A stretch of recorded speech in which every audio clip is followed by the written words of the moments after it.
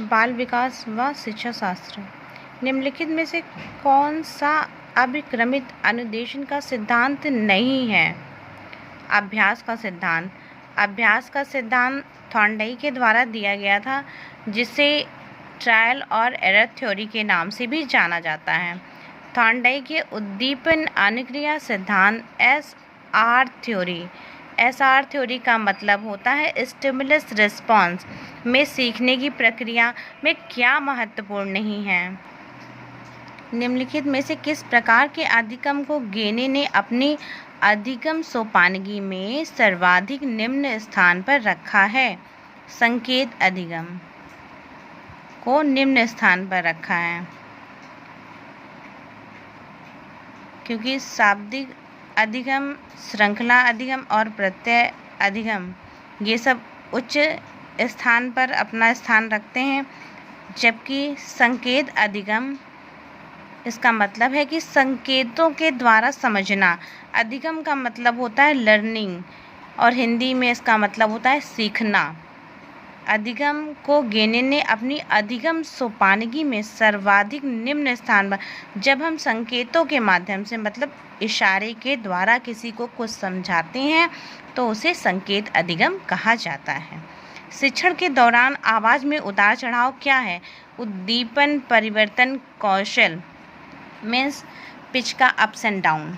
जब आप voice modulation करते हैं या वॉइस मॉड्यूलेशन का इस्तेमाल करते हैं, मतलब कहाँ पर आपको थोड़ा सा ऊंचे पिच में बोलना है, लो करना है अपने स्पीड को, या उसमें आपकी वाणी में, आपकी स्पीच में बोलते समय जो भी उतार चढ़ाव आते हैं, कहाँ पर आपको पॉज लेना है, कहाँ पर ब्रेक लेना है, और कहाँ पर आपको अपनी पिच हाई रखनी है बोलते समय और कहाँ पर लो रखनी है, कहाँ पर उसमें भावों को डालना है और वाणी को इस तरह अच्छा बनाना है कि वह दूसरों को सुनने में अच्छी लगे।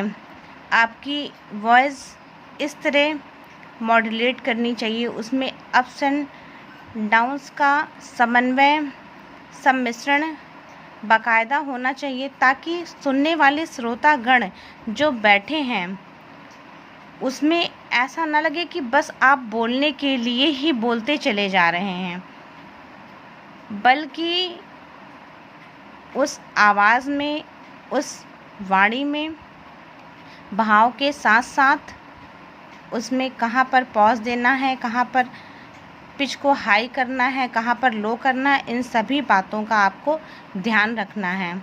शिक्षण के दौरान आवाज़ में उतार चढ़ाव, यह एक शिक्षक को विशेष ध्यान रखना चाहिए जबकि वह अपनी क्लासरूम में पढ़ा रहा हो। निम्न में से कौन सा संप्रेषण प्रक्रिया का तत्व नहीं है? पुनर्बलन, रीइंफोर्समेंट, यह संप्रेषण प्रक्रिया का तत्व नहीं है। मंदित मना बालकों में शिक्षा हेतु कौन सा उपागम उपयुक्त कहा जा सकता है? वैयक्तिक अनुदेशन। निम्न में से कौन सा कथन सत्य नहीं है? विकास एक मात्रात्मक प्रक्रिया है, यह कथन सत्य नहीं है। बाकी सब कथन सत्य हैं। सीखना व्यवहार परिवर्तन की एक प्रक्रिया है। शिक्षा एक लक्ष्य उन्मुख प्रक्रिया है। वृद्धि एक जैविक प्रक्रिया है। क्षेत्र विशेष में बालक की विशिष्ट योग्यता तथा विशिष्ट क्षमता को कहते हैं अभिक्षमता। ब्रूनर की प्रतिबिंबात्मक अवस्था पियाजे के संज्ञानात्मक विकास की किस अवस्था की मिलती जुलती अवस्था है? पूर्व संक्रियात्मक अवस्था। Thank you.